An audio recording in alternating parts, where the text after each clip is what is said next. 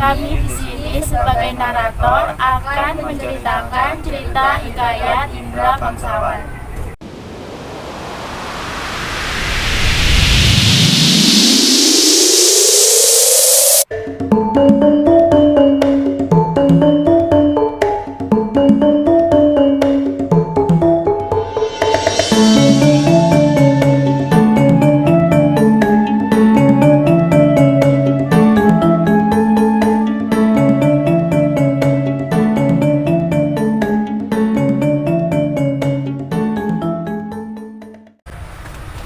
Alkisah, pada zaman dahulu ada sebuah kerajaan bernama Kobat Syahrir yang megah dan indah.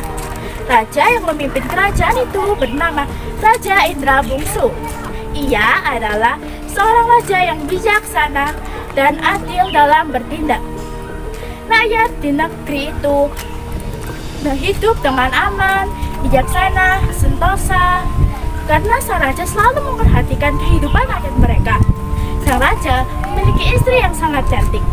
Ia bernama Siti Keting. Tak hanya baik hati, ia juga kerap mengatur kegiatan kemasyarakatan. Maka dari itu ia sangat dekat dengan rakyat. Para rakyat pun menyukainya. Meski mereka sudah hidup aman, sentosa, damai, dan tentram, pasalnya kehidupan mereka juga tak kunjung lengkap karena mereka belum dikaruniai momongan oleh Tuhan Yang Maha Esa. Setelah berpikir cukup lama, sang raja akhirnya memutuskan untuk bertanya pada penasihat kerajaan yang sangat ahli tentang ilmu agama. Penasihat kerajaan itu meminta raja dan permaisuri memperbanyak doa dan sedekah pada fakir miskin. Selama beberapa waktu, raja, permaisuri, dan seluruh rakyat negeri Kobat Syahrir berdoa. Mereka memohon petunjuk pada Tuhan Yang Maha Esa agar permaisuri segera dikaruniai momongan. Wah ya Dinda, kita sudah lama berkawin. Kanda rasa sangat bahagia. Namun ada satu perkara yang membuat Kanda merasa cemas. Kanda ingin memiliki putra mahkota sebagai penerus kerajaan ini. Begitu juga dengan Dinda, Kanda. Sebenarnya Dinda itu sangat mengajak anak. Dinda tadi juga nak minta tolong tapi Dinda nak boleh mengambil. Pada akhirnya, sang permaisuri berhasil hamil. Betapa bahagianya Raja Indra Bungsu dan seluruh rakyat Kobat Syahrir. Mereka tak berhenti mendoakan agar kandungan permaisuri Siti Kendi senantiasa sehat. Setelah genap 9 bulan, Siti Kendi ternyata melahirkan 2 orang anak kembar yang sangat tampan. Raja Indra Bungsu menamai mereka Pangeran Syahperi dan Pangeran Indra Bangsawan.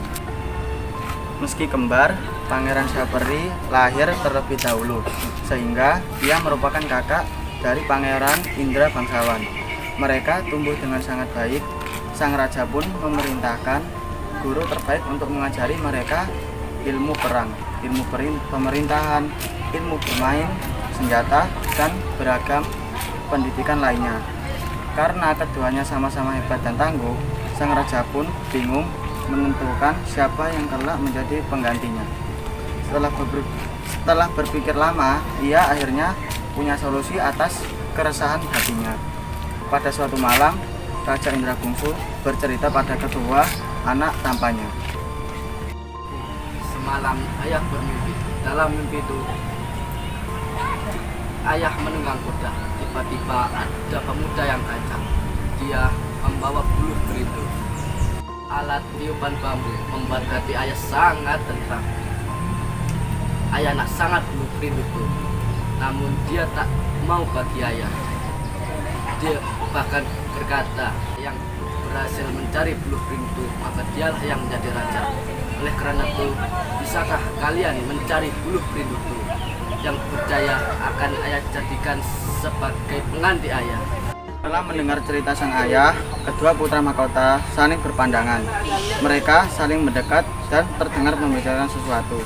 Setelah berunding secara singkat, Pangeran Indra Bangsawan berkata, "Baiklah ayah, kita berdua akan coba mencari buluh berindu." Berkat doa restu kedua orang tua, kedua pangeran mahkota pergi mencari bulu perindu.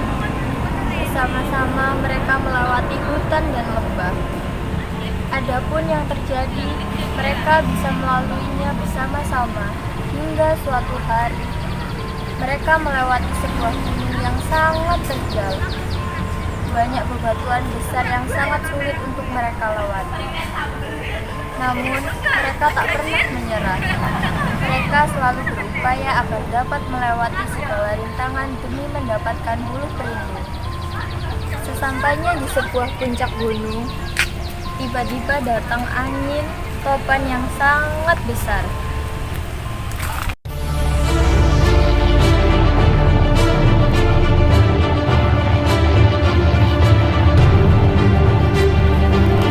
Malangnya, hal itu membuat mereka terpisah.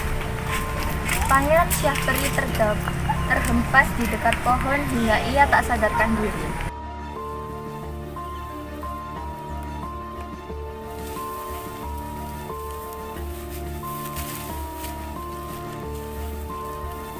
Sedangkan Pangeran Indra Bangsawan terdampar di atas pohon.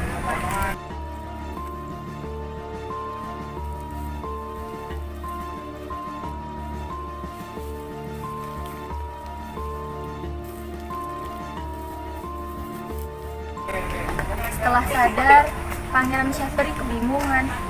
Ia melihat semua yang ada di sekitarnya telah porak-poranda. Ia bergegas bangun dan mencari adiknya, tapi ia tak kunjung menemukannya. Ia lalu melanjutkan perjalanannya ke arah utara untuk menemukan adiknya dan bulu perindu. Setelah sekian lama perjalanan, tibalah ia di suatu negeri yang sangat luas. Negeri itu sangat indah, bermacam-macam pohon dan bunga tumbuh di sana. Ia lalu melihat sebuah rumah dan memutuskan untuk mengunjunginya. Namun, rumah itu tampak sepi.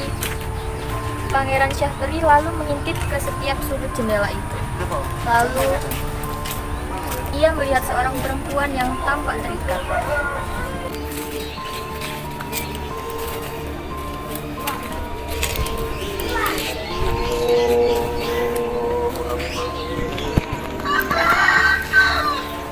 Terima kasih Tuhan, tetap telah menyelamatkan saya. Wanita itu bernama Dewi Ratnasari. Ia berasal dari kerajaan Asikir. Negeri tersebut telah hancur karena ulah raksasa. Sosok berbadan besar itulah yang mengikatnya dengan tali. Lalu Pangeran Syahperi berkata bila ia akan membunuh raksasa itu. Benar saja, ketika sang raksasa datang, Pangeran Syahperi langsung menghadangnya dengan senjata panah. Pangeran itu berhasil membunuh raksasa. Dewi Ratnasari sangat berterima kasih pada pangeran. Tak lama kemudian, mereka saling suka dan memutuskan untuk menikah. Putri Dewi Ratnasari lalu mengikuti pangeran mencari bulu perindu dan adiknya. Di sisi lain, Pangeran Indra Bangsawan juga selamat. Setelah badai topan itu, ia terdampar di atas pohon. Ia juga mencari kakaknya, tapi tak kunjung ketemu. Akhirnya, ia berjalan seorang diri ke arah barat, lalu melihat rumah kecil dan menghampirinya. Sesampainya di depan pintu, ia bertemu dengan seorang nenek.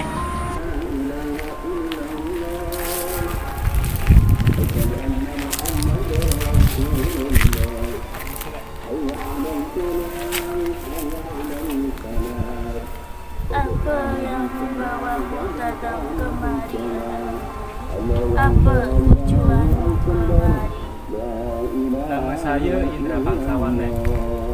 Saya sampai ke sini karena sesat semasa saya mencari abang saya dan bulu perindu. Laju, kau telah sampai pada negeri lorong antar. Lantas, apa yang membuatmu mencari bulu perindu? Lalu Pangeran Indra Bangsawan menceritakan tujuannya mencari bulu perindu. Ia juga mengatakan bahwa dalam perjalanannya ada badai yang memisahkan dirinya dengan kakaknya. Saya seorang kecil yang punya bulu perindu. Namun, saya tak dapat berikan bulu perindu itu pada awak secara cuma-cuma. Apa ada syarat yang harus saya penuhi dulu? Saya nak sangat bawa balik bulu perindu. Saya dapat berikan bulu perindu itu pada awak, asalkan awak dapat musnahkan raksasa pada negeri ini. Sang nenek menceritakan bahwa negeri itu dipimpin oleh Raja Kabir karena raksasa terus mengganggu Raja Kabir sampai membuat sayembara. Siapapun yang berhasil mengalahkan raksasa, maka ia akan menjadi suami dari putrinya, yaitu Dewi Kemalasari. Pangeran Indra Bangsawan menyetujui perintah sang nenek. Saat hendak berangkat ke Antapanta, sang nenek membekalinya seekor kambing yang sangat kuat. Ia berpesan,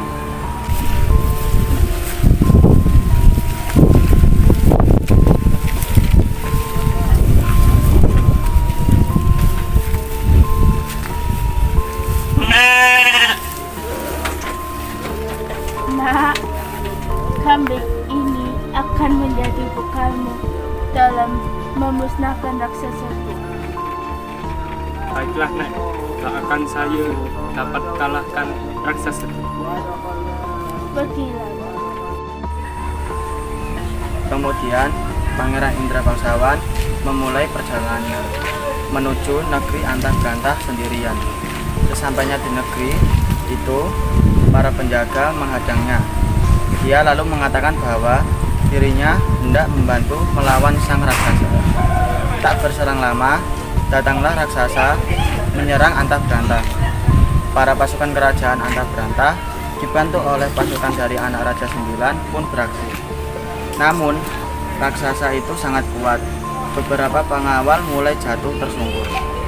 Dengan ilmu perang yang ia punya, Indra Bangsawan langsung menyerang raksasa dengan panahnya. Ia sangat gagah dan tangguh. Setelah berulang kali membusukkan panah, akhirnya raksasa itu berhasil ia bunuh. Para pasukan perang pun bersorak-sorai. Mereka sangat berbahagia. Mengetahui hal tersebut, Raja Kabir pun langsung menemui Pangeran Indra Bangsawan. Siapakah gerangan dirimu, hai pemuda? Terampil sangat kau dalam berperang. Kasih juga pulang mendapatkan negeri ini. Ceritanya sangat panjang Tuan. Hamba akan ceritakan lain kesempatan. Sesuai sayembara, Raja Kabir pun lalu menikahkan Dewi Kemalasari dengan Indra Bangsawan. Pesta pernikahan itu dilangsungkan secara mewah selama 7 hari 7 malam. Pada suatu malam, Pangeran Indra Bangsawan mengatakan pada sang istri kalau ia hendak menemui nenek-nenek di negeri Lorong Antah. Ia ingin mengambil bulu perindu dan hendak menyerahkan pada sang ayah. Adinda, Kanda merindukan kedua orang tua dan abang Kanda. Esok Kanda akan berencana pergi ke rumah seorang nenek untuk mengambil bulu perindu. Lalu Kanda akan kembali ke negeri Kobat Jahri. Maukah Adinda ikut dengan Kanda? Baiklah Kanda, Adinda siap mengabdi kepada Kakanda. Setelah itu, mereka lalu memohon izin pada Raja Kabir. Raja yang bijaksana itu memahami perasaan menantunya. Ia lalu mengizinkan Pangeran Indra Bangsawan dan putrinya kembali ke negeri Kobat Jahri. Saat hendak kembali ke negeri asal, Pangeran Indra Bangsawan dan putri dan istrinya tak sendiri. Mereka dikawal oleh banyak pasukan dari negeri Antapanta. Sebelum menuju ke Kobat Jahri, mereka mendatangi Lorong Antah untuk mengambil bulu perindu. Nenek yang memiliki bulu itu pun dengan sukarela menyerahkan pada Pangeran Indra Bangsawan. Baiklah nak, kau telah menepati janjimu. Sekarang Bulu Perindu ini sudah jadi milikmu.